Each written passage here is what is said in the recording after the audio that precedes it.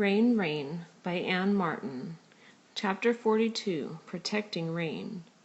What did you say? My father asks. I shake my head. He's so much bigger than I am, I hadn't noticed.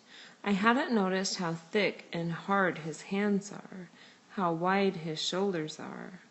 2, 3, 5, 7. Answer me, my father says in that same low voice. I slip off the edge of my chair and sidestep toward my bedroom. Come here. No.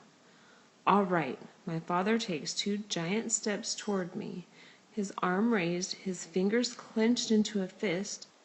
I can see each white knuckle as hard as a stone. He's never raised his fist to me, not once that I remember. This is because of not wanting to be the kind of father that his father was.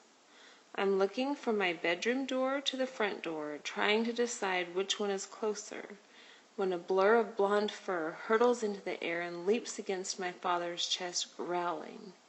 Rain, I cry. She lands on the floor and gets ready to spring again, but before she can, my father lowers his fist.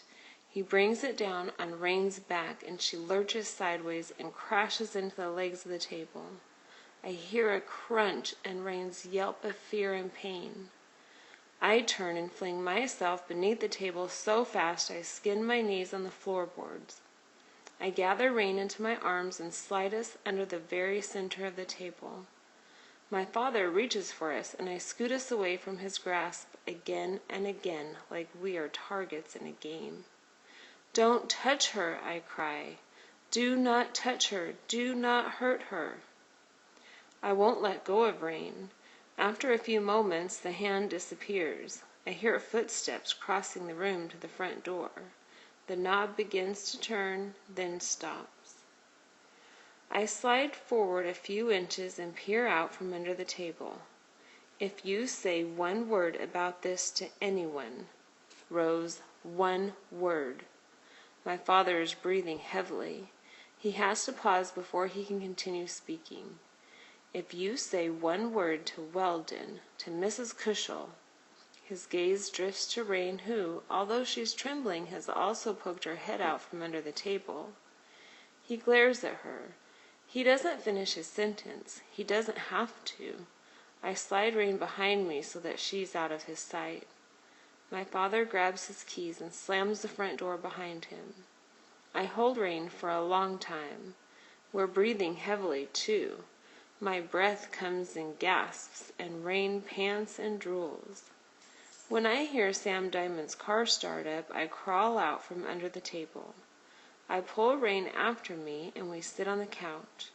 I pat her whole body over and over. Nothing seems to hurt her. I make her walk across the floor. She doesn't limp. Later, I feed Rain her dinner.